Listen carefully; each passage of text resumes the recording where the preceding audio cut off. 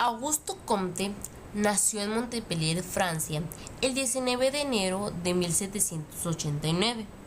Él estudió en una escuela de París. También fue secretario de Saint-Simon y se casó con Carolina Massine. Comte es fundador del positivismo, al igual que de la sociología. Comte experimentó el desorden y la anarquía de la revolución social. Comprobó la inseguridad de las formas políticas y el descontento del pueblo. Esto ayudó a que él no aceptara los métodos destructivos de la revolución. Comte pensaba que la sociedad debía pasar de una restauración a una reorganización, dando lugar a un nuevo tipo de orden social.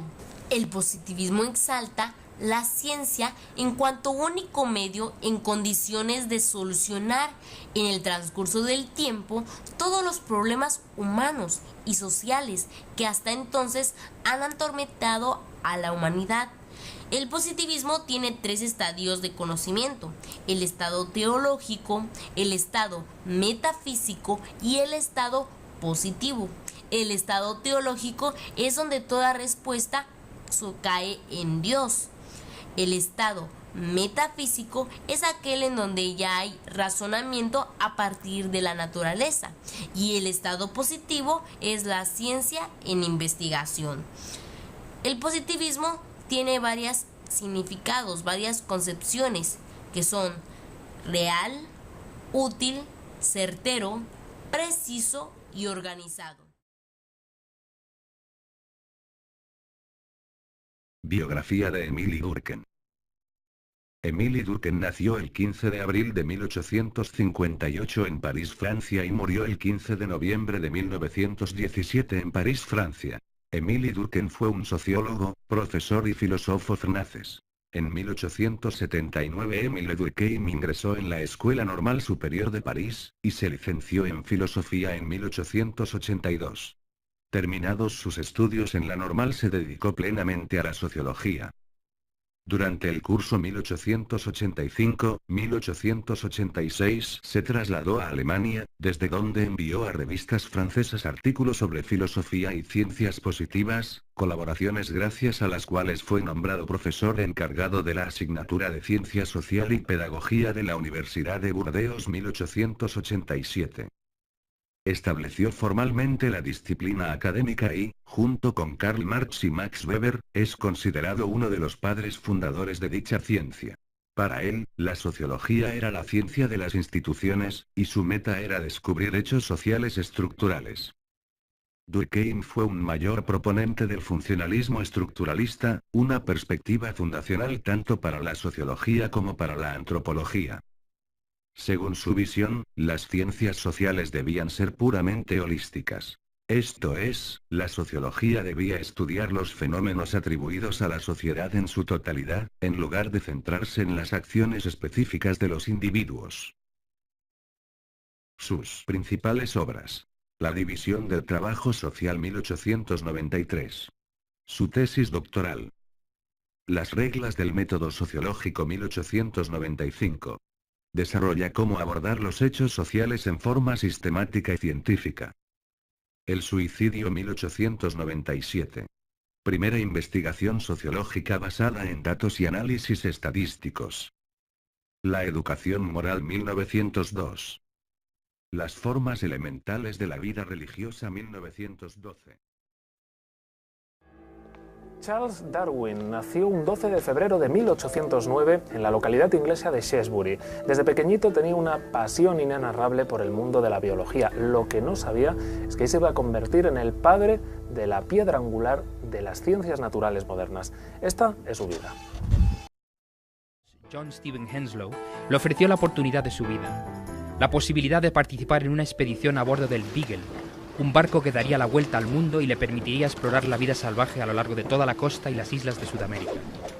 El viaje en el Beagle fue, en palabras del propio Darwin, el acontecimiento más importante de mi vida, ya que durante los 5 años que duró esta aventura, el joven naturalista recopiló las detalladas observaciones sobre más de 1500 especies con las que acabó forjando su teoría de la evolución. La difusión de sus revolucionarias y polémicas ideas, sin embargo, Fue un proceso muy largo y difícil. Entre el regreso de Darwin a Inglaterra tras su odisea del Beagle y la publicación del Origen de las especies, pasaron más de 2 décadas, hasta que el científico se atrevió a publicar sus osadas conclusiones. Fue durante este periodo cuando Darwin decidió casarse con su prima carnal Emma Wedgwood, con la que tuvo 10 hijos en la idílica casa de campo donde establecieron su hogar, y Darwin se encerró a elaborar sus ideas. Fue también durante aquellos años cuando Darwin y su esposa tuvieron que padecer el momento más duro de sus vidas, la muerte de su hija Annie, como consecuencia de una tuberculosis, una tragedia que le hizo al naturalista perder definitivamente su fe religiosa, ya que no podía existir un Dios que permitiera semejante crueldad. Cuando el naturalista finalmente decidió sacar a la luz el origen de las especies, sus ideas desataron una polémica descomunal en la sociedad británica. Las revistas satíricas de la época caricaturizaban la inconfundible cabeza barbuda de Darwin, pintándola sobre el cuerpo de un chimpancé, y el arzobispo de Dublín denunció que la teoría de la evolución constituía la visión más degradante del ser humano jamás concebida, ya que, según proclamó, implicaba que no hay Dios y Adán es un mono.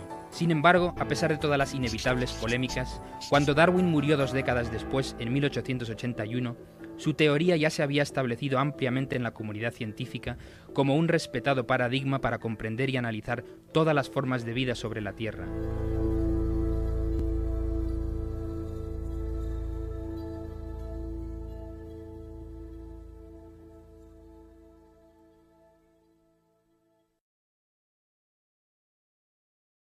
Levi Strauss nació el 28 de noviembre de 1908 en Bruselas, París, y falleció el 31 de octubre de 2009. Fue un antropólogo y etnólogo francés, una de las grandes figuras de la disciplina en la segunda mitad del siglo XX. Estudió Derecho y Filosofía en Sorbona. No continuó sus estudios de Derecho, solo los de Filosofía, en 1931. Después de trabajar unos pocos años de docencia de enseñanza secundaria, aceptó una oferta de última hora para ser parte de la misión cultural francesa en Brasil, país que serviría como profesor visitante en la Universidad de Sao Paulo en esa época. Vivió en Brasil desde 1935 a 1939 y allí llevó a cabo su primer trabajo de campo etnográfico, dirigiendo exploraciones periodísticas en el Mato Grosso y la selva tropical amazónica. Esta fue la experiencia que cimentó su identidad como profesional de la antropología y que reinterpretó en Tristes Trópicos. Volvió a Francia en víspera de la Segunda Guerra Mundial y fue movilizado de 1939 a 1940, cuando estalló. Levi Strauss regresó a París para doctorarse en la Sorbona tras presentar tesis doctoral, que resultaron ser sus publicaciones iniciales: La vida familiar y social de los indios de Nagdikguara y las estructuras elementales del parentesco. Fue el fundador de la antropología estructural, método basado en la lingüística homónima creada por Saussure y desarrollada por el formalismo ruso. Dado el peso de su obra dentro y fuera de la antropología, fue uno de los intelectuales más influyentes del siglo XX.